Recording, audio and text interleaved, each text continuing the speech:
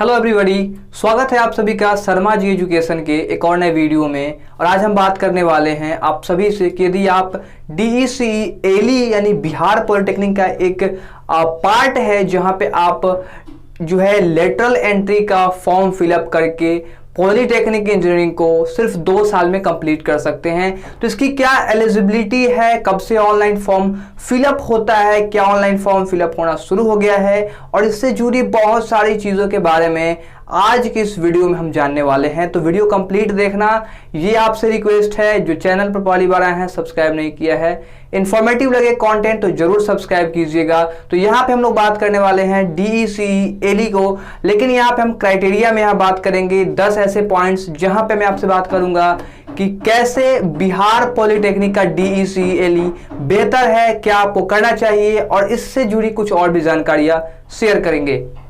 तो यहाँ पे है हमारे पास पूरे के पूरे 10 टॉपिक्स जिस पे हम लोग बात करेंगे डीईसी एली। एक एक करके बात करते हैं। सबसे पहला हमारा है ऑनलाइन इंफॉर्मेशन, यानी कि इंट्रोडक्शन देंगे इसका क्या होता है, फिर सिलेबस क्या होते हैं दूसरा नंबर पे है, तीसरा नंबर पे है ऑनलाइन फॉर्म कब भराएगा, चौथा नंबर पे हमारा है एंट्रेंस एग्जाम, पांचवा नंबर पे हमारा है कट ऑफ, छठे नंबर पे है हमारा एडमिशन, जब हमारा एडमिशन होगा, 7वें नंबर पे हमारा है ब्रांच सिलेबस एंड उसका एग्जाम, और 8वें नंबर पे है सर्टिफिकेट्स, 9वें नंबर पे है मेरा ओपिनियन, और 10वें नंबर पे होगा आपका ओपिनियन। नीचे कमेंट में लिख करके बताइएगा कि मेरी क्या जो ओपिनियन रही है, क्या आपका ओपिनियन उससे मैच करता है या फिर आपका ओपिनियन कुछ अलग है। तो एक एक इंफॉर्मेटिव कंटेंट के लिए आप हमारे पुराने वीडियो भी देख सकते हैं जहां मैंने आपको बिहार पॉलिटेक्निक के डीईसी एली को क्यों नहीं लेना है, क्यों लेना है, उस पर डिस्कस कर दिया हूं। चलिए फटाफट से वीडियो को शुरू करते हैं।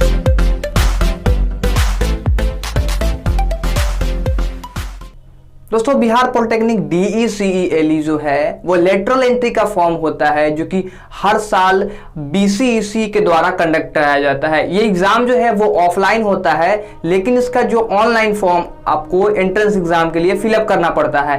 अगर आपसे बात करें इसके एग्जाम को लेकर के, तो एग्जाम दोस्तों ये अभी कोई डिसाइड नहीं किया गया है, जो कि हर बार इसका जो एग्जाम है वो मई और जून में ही हो जाता था, लेकिन कोविड के कारण ये जो है पूरा का पूरा सेशन लेट चल रहा है, जिस कारण से ये सारी चीजें लेट हो चुकी हैं। तो अभी का ये जो इंफॉर्मेशन था, मैंने पिछले वाले वीडियो में बताया था, नोटिफिकेशन जारी किया गया था 2 तारीख को कि फॉर्म फिलअप होना शुरू हो गया है, तो रजिस्ट्रेशन आप करा सकते हैं। तो डीईसी एली जो है ये पॉलिटेक्निक इंजीनियरिंग का ही पार्ट होता है, जिसमें हम 2 साल का डिप्लोमा इन इंजीनियरिंग कर सकते हैं विद वेरियस ब्रांचेज। बहुत सारे ब्रांचेज आपको देखने को मिल जाएंगे बिहार पॉलिटेक्निक में, और ये जरूरी नहीं है कि जिस कॉलेज में आपको जो ब्रांच देखने को मिलेगा वो सारे ब्रांचेज हर कॉलेज में अवेलेबल हैं, क्योंकि बहुत सारे कॉलेज में कुछ ही ब्रांचेज हैं और कुछ कॉलेज में बहुत सारे ब्रांचेज भी हैं। जैसे कि पटना का जो पॉलिटेक्निक कॉलेज है उसमें ज़्यादा ब्रांचेज हैं, और छपरा के भी जो कॉलेज है वो उसमें भी ज़्यादा ब्रांचेज हैं। तो 6-7 ब्रांचेज आपको देखने को मिल जाते हैं। लेकिन कुछ नए पॉलिटेक्निक कॉलेज हैं जहाँ पे आपको 3 से 4 पॉलिटेक्निक ब्रांच देखने को मिलता है। तो ये बातें हो गई इंट्रोडक्शन की। अब बढ़ते हैं सिलेबस को लेकर के, इसका क्या सिलेबस है। अगर मैं आपसे बात करूं सिलेबस को लेकर के, तो डीईसी का सिलेबस काफी सिंपल होता है, क्योंकि ये 12th के बेसिस पे एग्जाम लिया जाता है 12th के बाद। तो आपका जो एग्जाम का जो सिलेबस होगा वो 12th पैटर्न पे ही होगा। चलिए आपसे बातें करते हैं डिटेल में, किस किस चैप्टर से क्वेश्चंस आते हैं, कौन कौन से हमें यूनिट पढ़ना होता है इसके एंट्रेंस एग्जाम को क्रैक करने के लिए। तो दोस्तों, जैसा कि आप देख सकते हैं कि डिप्लोमा प्रवेश प्रतियोगिता परीक्षा यानी कि एंट्रेंस एग्ज़ाम 2019 के लिए मार्गदर्शक पाठ्यक्रम है, और अभी भी यही पाठ्यक्रम चलता आ रहा है। दोस्तों, ऐसा नहीं है कि 19 का है तो सिर्फ 19 में ही काम आएगा, ऐसा कुछ नहीं है। ये आने वाले दिनों में भी काम आ सकता है, जब तक कि बीसीईसी इस पूरे सिलेबस को चेंज ना करे या फिर उसमें कोई सुधार ना हो। तो फटाफट से हम बात करेंगे यहाँ पर सिलेबस की कि कौन कौन से सब्जेक्ट हैं और किस सब्जेक्ट से कितना क्वेश्चंस भी आ सकता है, या फिर कौन कौन से टॉपिक में आते हैं क्वेश्चन। तो यहाँ पे आप देख सकते हो कि पहला जो हमारा यहाँ पे है वो है फिजिक्स, और फिजिक्स में आपको कुछ यूनिट देखने को मिलेगा। जैसे कि आप देख सकते हो यहाँ पर कंटिन्यूअस यूनिट बढ़ रहे हैं, और टोटल यहाँ पे जो यूनिट है वो है 24 यूनिट। ठीक है, अब मैं आपको बताना चाहूँगा कि ये जो PDF है ये पीडीएफ मेरे टेलीग्राम चैनल पर मिल जाएगा और आप बीसीईसी के साइट से भी डाउनलोड कर सकते हो, जहाँ से आपको सुविधा है आप डाउनलोड कर लेना। तो यहाँ पे मैं आपसे फटाफट से एक एक पॉइंट की बात कर लूँ तो देख सकते हो आपकी यूनिट में सबसे जो पहला यूनिट है वो इंट्रोडक्शन एंड मेजरमेंट का है, फिर मैथमेटिकल टूल है, काइनेमेटिक्स ऑफ पार्टिकल्स है, force and law of motions हैं, फिर उसमें आप देख सकते हो वर्क एनर्जी पावर है, रोटेशन है, ग्रेविटेशन है, प्रॉपर्टीज ऑफ मैटर है, सॉलिड लिक्विड गैस का है, फिर आप देख सकते हो हीट एंड थर्मोडायनामिक्स है, तो ऑक्सीलेशंस है, वेव्स एंड अकॉस्टिक्स है, यूनिवर्स है, रे ऑप्टिक्स है, वेब ऑप्टिक्स है, इलेक्ट्रोस्टैटिक्स पढ़ने हैं, करंट इलेक्ट्रिसिटी पढ़ना है, thermal and chemical effect of current पढ़ना है, मैग्नेटिक इफेक्ट ऑफ करंट पढ़ना है, electromagnetic induction and alternating current पढ़ना है, मैग्नेटिज्म पढ़ना है, इलेक्ट्रोमैग्नेटिक वेव यानी कि अगला जो है वो एटॉमिक एंड न्यूक्लियर फिजिक्स पढ़ना है, तो सेमी कंडक्टर डिवाइस और बेसिक्स ऑफ कम्युनिकेशन। तो अगर मैं आपसे इन सभी सिलेबस को किसी क्लास से मैच कराऊं तो मैं आपसे कहना चाहूँगा कि ये जो सिलेबस हैं वो 11th एंड 12th के सिलेबस हैं दोस्तों। यदि आप 11th और 12th के सिलेबस को पढ़ते हैं तो सेम चीज़ें वही हैं और इसको आप डाउनलोड कर लीजिएगा तो आपको डिफरेंट जो भी पॉइंट आपको पढ़ने हैं वो चीज़ें आप कर सकते हो। तो यदि आप 11th और 12th को अच्छे से पढ़े हैं तो आप डेफिनेटली इस एग्ज़ाम को पास कर सकते हैं। दोस्तों अगला जो यहाँ पर सब्जेक्ट है वो है केमिस्ट्री को लेकर के, जिसमें आपको फिजिकल केमिस्ट्री और आपको पढ़ने हैं, जिसमें आप देख सकते हो कि फिजिकल केमिस्ट्री में टोटल यहाँ पे जो है 14 यूनिट दिए गए हैं और इनऑर्गेनिक केमिस्ट्री में भी कुछ यूनिट होंगे। आई थिंक मुझको लग रहा है कि 10 यूनिट वहाँ भी है, 8 यूनिट आपको वहाँ पर भी देखने को मिल सकता है। ठीक है, फिर अगला आता है ऑर्गेनिक केमिस्ट्री। तो ऑर्गेनिक केमिस्ट्री में भी आपको करीब यहाँ पर 5 देखने को मिल जाते हैं यूनिट। तो फटाफट से एक एक करके बात कर लेते हैं सभी का। तो देख सकते हो कि आप यहाँ पर केमिस्ट्री में आपको मोल कॉन्सेप्ट न्यूमेरिकल्स पूछे जाते हैं, oxidation, reduction, states of matter. तो देखिए अगर मैं आपसे ओवरऑल इस सभी सिलेबस का निचोड़ बताऊं फिजिक्स केमिस्ट्री की तो वही क्वेश्चन पूछे जाते हैं जो आपके 11th और 12th में हैं। तो अगर आप 11th और 12th के सिलेबस को देखते हैं तो सेम वही चीज़ें हैं। आप इस PDF को डाउनलोड कर लेना, अच्छे से पढ़ना और आपको समझ में आ जाएगा। अगर बात की जाए मैथमेटिक्स की तो मैथमेटिक्स में भी आप देख सकते हो सेट एंड थ्योरी है, बुलियन अलजेब्रा है, मैथमेटिक लॉजिक है, अलजेब्रा है, क्वाड्रेटिक इक्वेशन एंड एक्सप्रेशन है। तो ये सारी चीज़ें आपको 11th और 12th में पढ़ना है। ट्रिग्नोमेट्री है, मैट्रिसेस डिटर्मिनेंट है। तो ओवरऑल कैलकुलस की बात की जाए, यहाँ पर डिफरेंशियल इक्वेशन की बात की जाए, वेक्टर्स की बात की जाए, 3D डायमेंशन जो होते हैं, स्टैटिक्स, डायनामेटिक्स और प्रोबेबिलिटी जो होता है, तो ये सभी आपको 11th और 12th दोनों में पढ़ना होता है। तो ध्यान दें 11th और 12th के सिलेबस को पढ़ें और मेरे हिसाब से सिलेबस यही है, इसको आप अच्छे से पढ़ेंगे। वीडियो ज़्यादा लंबा करने का कोई फ़ायदा नहीं है, एक एक पॉइंट बोल करके। चलिए वीडियो में आगे बढ़ते हैं। तो दोस्तों बातें हो गई सिलेबस की, इंट्रोडक्शन की। अब आ जाते हैं फटाफट से यहाँ पर एंट्रेंस एग्जाम में। किसका एंट्रेंस एग्जाम कब होता है तो मैं आपको बता देता हूँ कि इसका जो एंट्रेंस एग्जाम है हर साल मई और जून में हो जाता था, लेकिन कोविड के कारण अभी इसका फॉर्म रिलीज हुआ है ऑनलाइन इसका होना।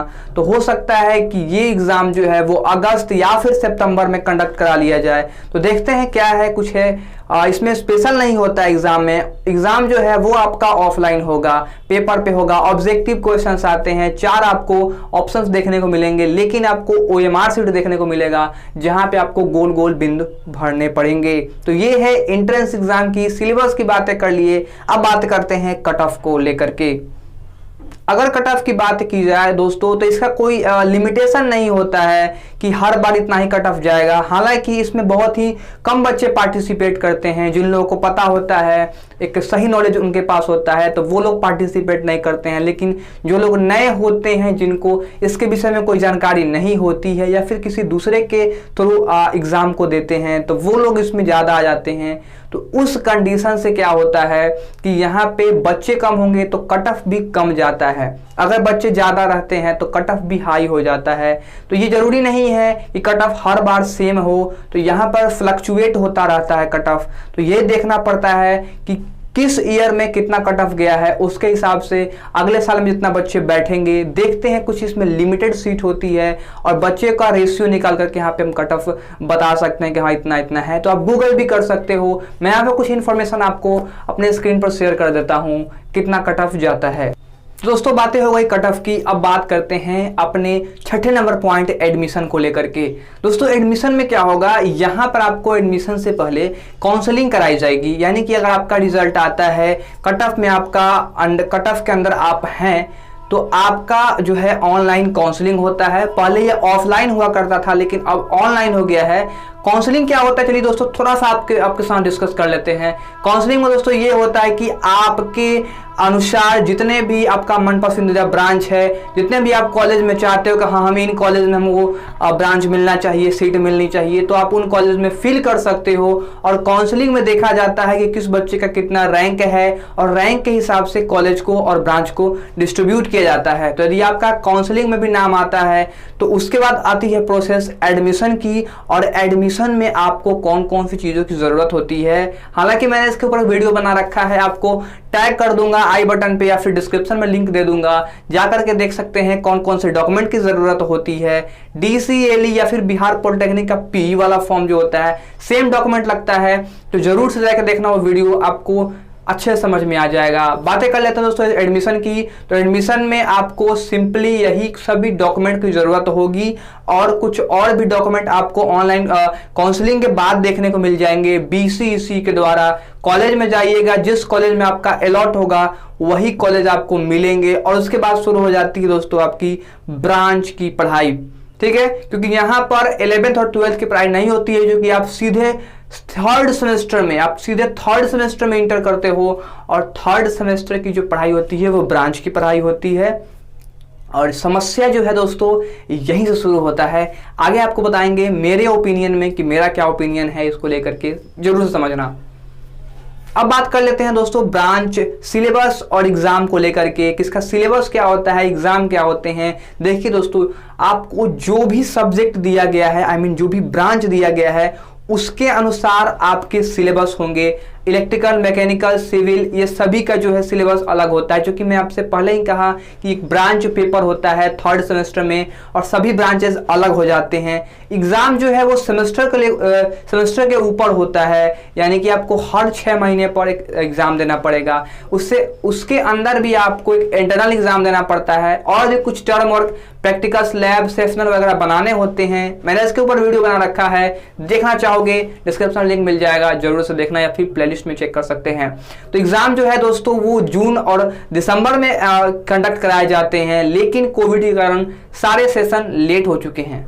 अब बढ़ते हैं 8वें नंबर पॉइंट की तरफ। 8वां नंबर जो पॉइंट है वो है सर्टिफिकेट। यदि आपका कोर्स कंप्लीट हो जाता है तो आपको डिप्लोमा का एक सर्टिफिकेट दिया जाता है। आप जिस ब्रांच से हैं उस ब्रांच का सर्टिफिकेट आपको मिलता है कि आपने पॉलिटेक्निक इंजीनियरिंग जो है आपने जितने मार्क्स से किया है, आपको ग्रेड वहां पर देखने को मिलेगा, और इस सर्टिफिकेट का आप यूज कर सकते हो किसी भी जॉब इंटरव्यू के लिए, या फिर या वो गवर्नमेंट हो प्राइवेट हो, तो यहाँ पे एक बेनिफिट होता है।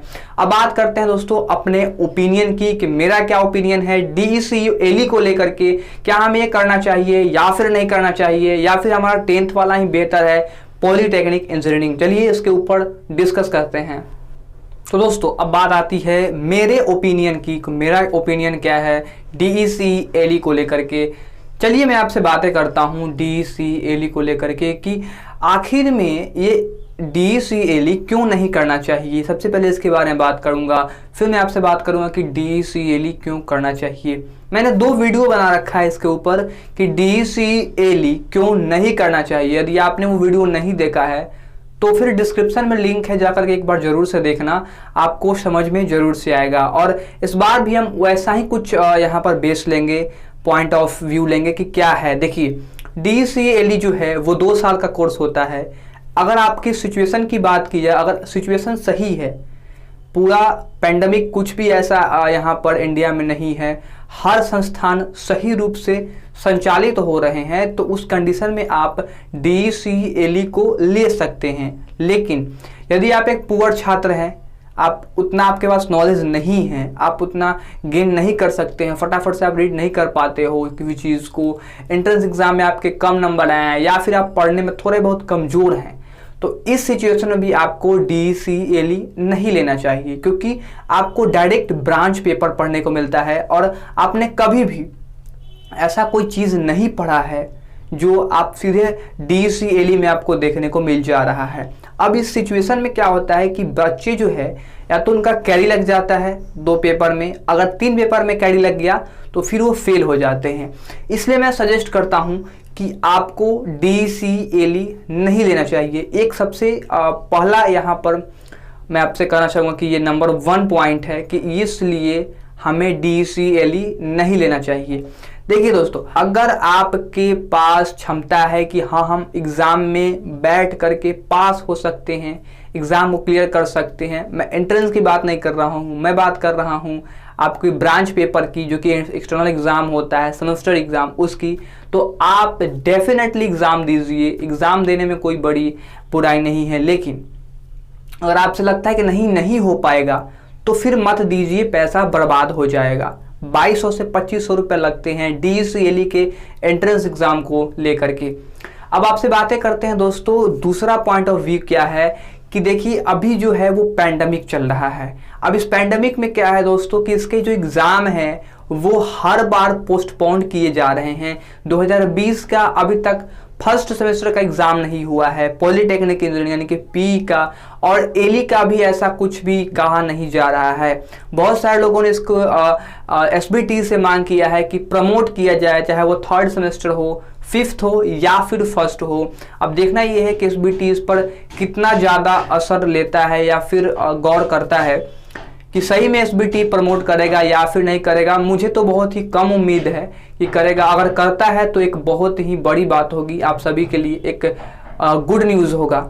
तो यहाँ पे पेंडेमिक में क्या है दोस्तों कि एग्ज़ाम जो है वो लेट चलते हैं, और ये जो आपका पॉलिटेक्निक इंजीनियरिंग होता है PE वो 3 साल का होता है और ये होता है 2 साल का। लेकिन इन सभी का अगर मिक्सर देखेंगे, आप एवरेज देखोगे तो 3 साल में ही दोनों कंप्लीट कर पा रहे हैं। तो इसलिए मैं सजेशन देता हूं आपको कि DCLE नहीं कीजिए, आप PE कर लीजिए, वो बेहतर होता है। क्योंकि आप यहाँ से 1st 2nd सेमेस्टर पढ़ोगे, 3rd सेमेस्टर पढ़ोगे तो ये सीरियल है, असेंडिंग ऑर्डर में रहेगा और आपको कोई भी दिक्कत का सामना नहीं करना पड़ेगा। लेकिन आप डायरेक्ट ब्रांच पेपर को स्टार्ट कर दीजिएगा पढ़ना, कोई दिक्कत वाली बात नहीं है। यदि आप एक तेज स्टूडेंट है, आप क्षमता आप में है, तो आप डेफिनेटली कर सकते हैं। तो एक मेरा पॉइंट ऑफ व्यू है कि आपको DCLE करना चाहिए। क्यों करना चाहिए या फिर नहीं करना चाहिए, तो फिर क्यों नहीं करना चाहिए। अगला जो यहाँ पर पॉइंट मैंने रखा है आपके लिए कि आपका क्या है पॉइंट ऑफ व्यू कि आप DCLE को क्रैक कर सकते हैं इसमें एंट्रेंस एग्जाम को, और फाइनल एग्जाम में आप क्या सही परफॉर्मेंस ला सकते हैं। नीचे कमेंट कीजिए अपना ओपिनियन। ऐसे ही मजेदार और इंटरेस्टिंग वीडियो के लिए सब्सक्राइब कीजिए हमारा चैनल शर्मा जी एजुकेशन को। वीडियो को लाइक कर सकते हैं यदि आपको हमारा ये कंटेंट इन्फॉर्मेटिव लगता है, और कमेंट करके बताइएगा कि आगे आपको कौन से नए टॉपिक पर वीडियो चाहिए। दोस्तों वीडियो को दोस्तों के साथ शेयर कीजिए जो भी DCLE को लेकर के फॉर्म फिलअप कर रहे हैं या फिर करना चाहते हैं फ्यूचर में, उनको भी इस चीज़ों के बारे में नॉलेज हो सके। तो मैं आपसे आशा करूंगा कि आपने वीडियो पूरा देखा है, और दोस्तों मिलते हैं अगले वीडियो में। फिर इस वीडियो में इतना ही, नमस्कार।